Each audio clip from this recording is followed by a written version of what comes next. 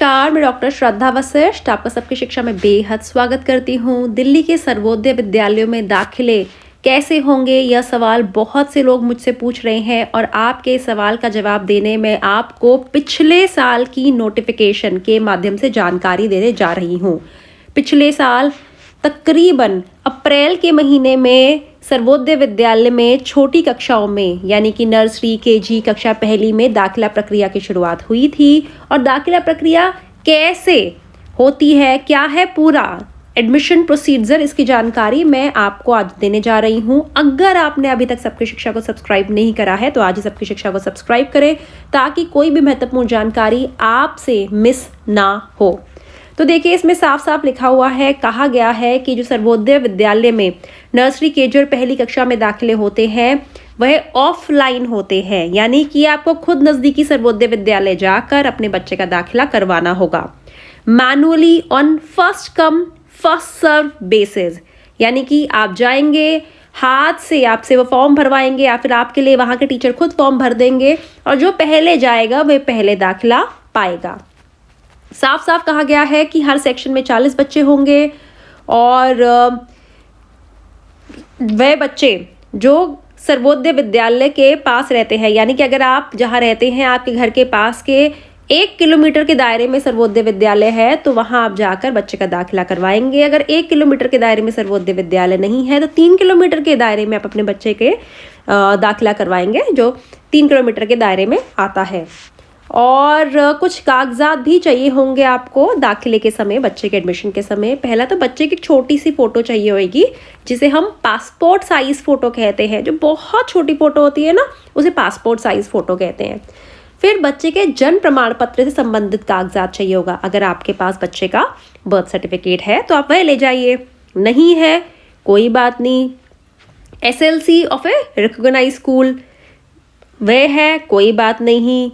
कोई आंगनबाड़ी का रिकॉर्ड है वह ले जाइए, नहीं है अस्पताल ने जब बच्चा पैदा हुआ था तो कोई कागजात जारी करा था जिसमें बच्चे की जन्म तिथि है वह भी नहीं है, अरे कोई बात नहीं। एक प्रमाण पत्र होता है, इसे हम प्रमाण पत्र मतलब लिखित प्रमाण पत्र, लिख के देने वाला, अंडरटेकिंग जिसे कहते हैं अंग्रेजी में, उसमें हम लिख देते हैं, जानकारी भर देते हैं। अब वह भी देख के बच्चे के दाखिले के लिए जन्म का प्रमाण पत्र का इस्तेमाल कर सकते हैं। तो पहला कागजात क्या था, बच्चे का पासपोर्ट साइज फोटो, दूसरा हो गया बच्चे का जन्म प्रमाण पत्र और अब मैं आपको बताने जा रही हूँ तीसरा कागजात। तो अब आती है बारी प्रूफ ऑफ रेजिडेंस जिसे हम कहते हैं निवास प्रमाण पत्र की। अब मैं आपको बताने जा रही हूँ ढेर सारे कागजात, इनमें से कोई एक आपको चाहिए होगा। सिर्फ एक कागजात चाहिए जिसका आप इस्तेमाल निवास प्रमाण पत्र यानी कि घर के पते के प्रमाण पत्र के रूप में कर सकते हैं। BPL कार्ड और डोमिसाइल यानी कि अधिवास प्रपत्र बच्चे का या माता पिता में से किसी एक का, वोटर ID माता या पिता में से किसी के नाम का, बिजली पानी MTNL का बिल माता या पिता में से किसी के नाम का, बैंक या बैंक की पोस्ट ऑफिस की पासबुक, बैंक पासबुक या पोस्ट ऑफिस की पासबुक बच्चे के नाम की या फिर माता पिता के नाम की, आधार कार्ड बच्चे के नाम का या फिर माता या पिता में से किसी के भी नाम का, पासपोर्ट बच्चे के नाम का या माता पिता में से किसी के नाम का, या फिर ड्राइविंग लाइसेंस माता या पिता में से किसी के नाम का। तो इतने सारे कागजातों में कोई एक कागजात चाहिए होगा आपको प्रूफ ऑफ रेजिडेंस के तौर पर, यानी कि कुल फिर से बताना चाहूँगी 3 कागजात की ज़रूरत होगी। पहला बच्चे की पासपोर्ट साइज फ़ोटो, दूसरा बच्चे का proof of date of birth यानी कि बच्चे का जन्म प्रमाण पत्र जिसमें मैंने आपको कागजात बताए थे, और तीसरा कागजात चाहिए होगा आपको घर के पते का प्रमाण पत्र। साथ ही यह भी कहा गया है कि कोई भी बच्चा अगर दिव्यांग है या फिर यानी कि मतलब उसे शारीरिक कोई परेशानी है या फिर वह बच्चा डेस्टिट्यूट बच्चा है, रिफ्यूजी है, होमलेस यानी उसके पास घर नहीं है, माइग्रेंट है जैसे दूसरी जगह है, ऑर्फन बच्चा है, अनाथ है, child in need of care and protection, तो ऐसे में अगर ज़रूरी कागजात दाखिले के समय नहीं है तो उसके दाखिला कैंसिल नहीं किया जा सकता है और अंडरटेकिंग ली जा सकती है माँ बाप से और उसके बाद आगे दाखिले की प्रक्रिया को बढ़ाया जा सकता है।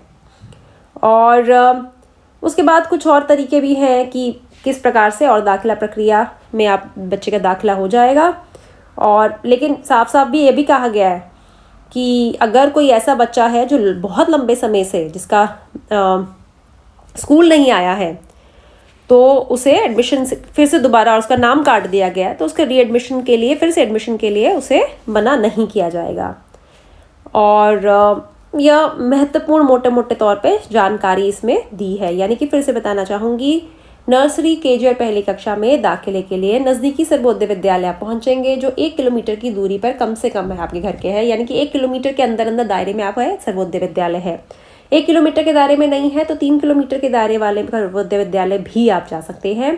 आपको सिर्फ 3 कागजात लेकर पहुंचना है, बच्चे की passport size photo, proof of residence और बर्थ सर्टिफिकेट। अब कब पहुंचना है? जब यहाँ सर्वोदय विद्यालय के फॉर्म निकलेंगे। और आप सभी को बताना चाहूँगी, जब सर्वोदय विद्यालय के फॉर्म निकलेंगे तो उसकी जानकारी मैं आपको ला के दूंगी। फिलहाल यह जानकारी आप तक लाना बहुत ज़रूरी था ताकि आपको पता चल जाए कि सर्वोदय विद्यालय की दाखिला प्रक्रिया होती क्या है। अगर हम बात करें पिछले साल की, तो पिछले साल अप्रैल के महीने में फॉर्म निकले थे, तो हम उम्मीद कर रहे हैं इस साल भी अप्रैल के महीने में फॉर्म निकल जाएंगे। उम्मीद करती हूँ उस जानकारी से आपको लाभ होगा। मुझे डॉक्टर श्रद्धा वशिष्ठ को इजाज़त दीजिए। नमस्कार।